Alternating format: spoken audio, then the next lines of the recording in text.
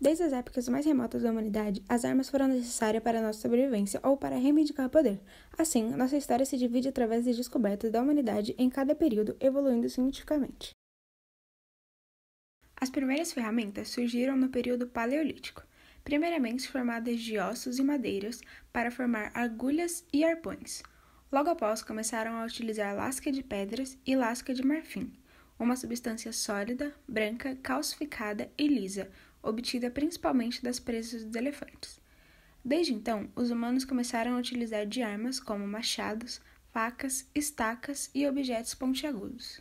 Cerca de 7.000 a.C., o humano fez uma das mais importantes descobertas da história, através do atrito entre pedras ou pedaços de madeira.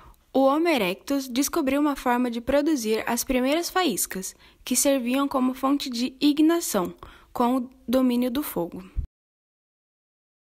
Após o fim do período paleolítico, houve um maior aperfeiçoamento manual das ferramentas, podendo aderir o termo período neolítico, que se estende de 10.000 a.C.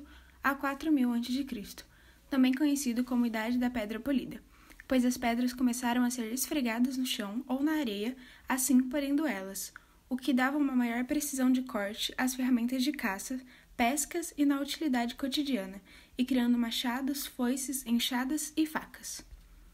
A pedra já não servia mais para os hominídeos, seja pela aquisição de novas habilidades, trocas de cultura, os humanos iniciaram uma nova era, que se iniciou com a descoberta revolucionária dos seguintes metais. Cobre, um material maleável, resistente à corrosão, tem uma boa condução termoelétrica e dúctil. Deu origem ao processo de fundição, onde era colocado em um molde e batiam nele até criar ferramentas, processo conhecido como metalurgia, um dos setores mais importantes da sociedade. Bronze. Esse metal é mais rígido e resistente do que o cobre e permitiu a confecção de instrumentos que resistissem ao tempo e garantissem segurança aos grupos em guerras com seus inimigos, como espadas, lanças e capacetes. Ferro. Na última era dos metais, o ferro, um metal maleável que apresenta propriedades magnéticas, substitui o bronze por ter maior dureza. Além dele, já era utilizado nas ferramentas o ouro e o prata. Além do mais, era utilizado na fabricação de ferramentas e armas de guerra. A ideia de usar substâncias tóxicas como arma é tão antiga quanto a própria guerra. Na Índia, o uso de venenos durante a guerra é mencionado em textos que remontam a mais de 5.000 anos. Na China, também há descrição de uso de gases tóxicos pelos defensores de uma cidade. Produzidos pela queima de mostarda ou outros vegetais tóxicos, os gases foram bombeados através de foles nos túneis escavados pelo exército sitiante. No Ocidente, o uso de armas químicas aparece como referência na mitologia grega. É possível citar como exemplo o mito grego de Hércules. O herói mergulha suas flechas no sangue de Hidra para torná-los tóxicos.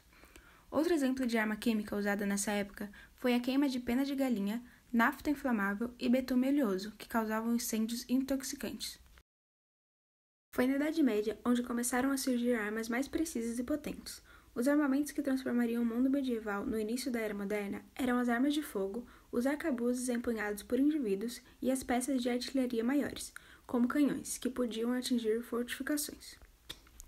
Introduzidas na Europa no início do século XIV, essas armas poderiam ser lentas e difíceis de manejar com eficácia.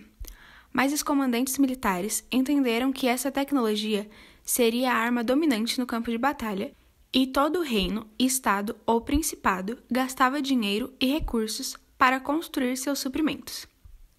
Os estados que foram capazes de fazê-lo com mais eficiência surgiram nos séculos XV e XVI, como as principais potências da Europa e da Ásia. A invenção da pólvora ocorreu na China no início do século IX e desencadeou uma série de novas armas. A pólvora é composta majoritariamente de salitre ou nitrato de potássio, tendo uma pequena quantidade de enxofre e carvão, assim contendo um alto poder de combustão e explosão quando em contato com fogo. Uma das armas de fogo mais utilizadas foram as colombrinas. Esses são ancestrais dos primeiros canhões de grande porte. As colombrinas eram armas de fogo medievais feitas para serem usadas quando os soldados estivessem montados em cavalos.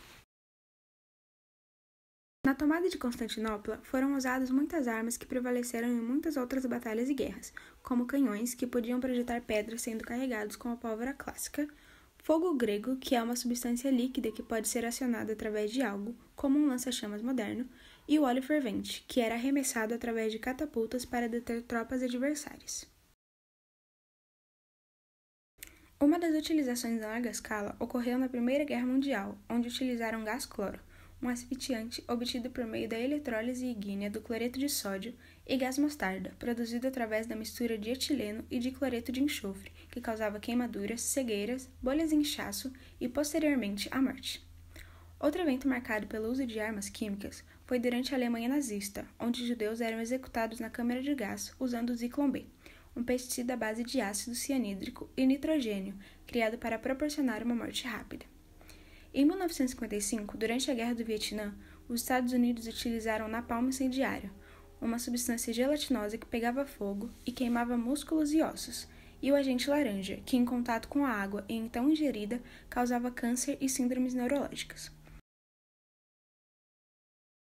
Após muita destruição e morte pelas armas químicas, foi feito um acordo de regulamentação dessas armas em 1675, que foi violado na Primeira Guerra.